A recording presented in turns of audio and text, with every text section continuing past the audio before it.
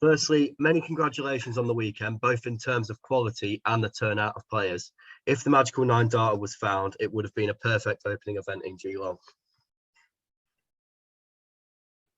Yeah, thank you, Harry. Yeah, it was a very exciting weekend all up, but yeah, starting on Friday night, almost capped off with the perfect 9 darter. What a start that would have been. You mentioned the feedback from the players was positive. How does this help going into the future, and how many more events can we be looking to be seeing before the end of the year? Well, obviously positive feedback is always a good thing, coming out of the pandemic scenario where players had to play within their respective states. We weren't really getting the best of the players all in one room. So this was really the first time they were all together, and yeah, the quality really showed it. We are hoping to have one more event before the end of the year and one just after Christmas, which will give us our qualifiers for the World Open early spring. Why does it seem Aussie darts has really picked up momentum recently? Is it just an outside perspective, or have things really boomed?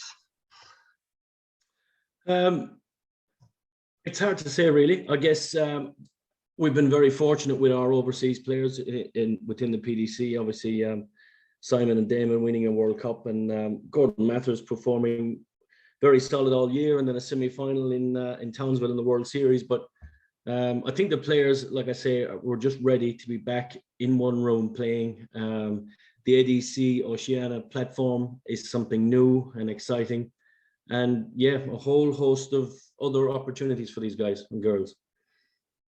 You mentioned the success story of Simon and Damon at the World Cup this year. Was that seen as a main driving force into bringing about ADC Oceania, as surely many across the country were inspired with how well the pair did in Frankfurt? Yeah, well, Steve and Scott contacted me over a year ago about, it was Mad Darts then, and that's where it all kicked off over here. It took a while and to lay the foundations and get the right people in place, and then yeah, obviously the heroics of Simon and Damon obviously yeah, brought the players back out. The hunger is there, and players are buzzing to play again. The introduction of the ADC this year in the UK through figures like Steve Brown has been a huge success, with many players here saying it's given them a chance to play for something. Is the response the same in Australia? And if not, how have darts players taken to ADC Oceania? Yeah, absolutely. It's been really positive. I guess the landscape is slightly different in Australia, as most of the players would play with the other organizations also. So it's pretty much the same player pool. It's just something new and exciting. Yeah, and we've introduced a repertoire system. So round robin systems on the Saturday, Sunday. The players that were unsuccessful to make their last 32, we actually ran like a repertoire competition for those unsuccessful players, which gave them a chance to be in the prize money and to win prizes of their own.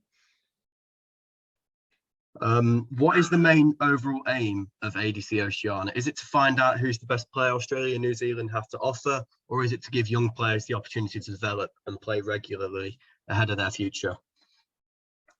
Very much, well, it's actually both, really. Definitely we want to see the best players performing at the highest their ability to prepare them as, yeah, they start their life, hopefully progressing a pathway onto the PDC. And then for the juniors, we also have JDC Oceania running, opening academies all across Australia, which will obviously nurture the youth coming through and hopefully set up a long-term platform for the future of Australian darts. It must help as well having Windmill on side, with the manufacturer providing the board for the likes of the PDC and the WDF. Does it give the setup a bit more of a professional look for you when organising events?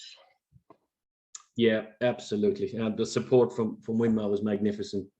You said exactly the right word. The ADC by name is the amateur dart circuit, but the addition of the Windmill products and the support from Windmill the players feel that and they acknowledge that, and it does make them feel like a professional environment. And finally, with the introduction of ADC Oceania, surely in the long run, the future for grassroots darts in Australia will blossom if more events like the weekend continue to happen on a regular basis. Yeah, absolutely.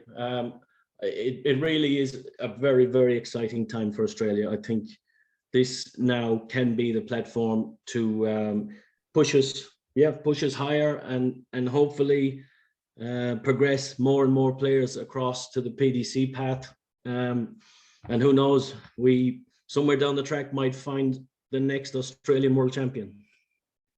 Well, thank you, Ian. Thanks for answering the questions. I really, really appreciate it.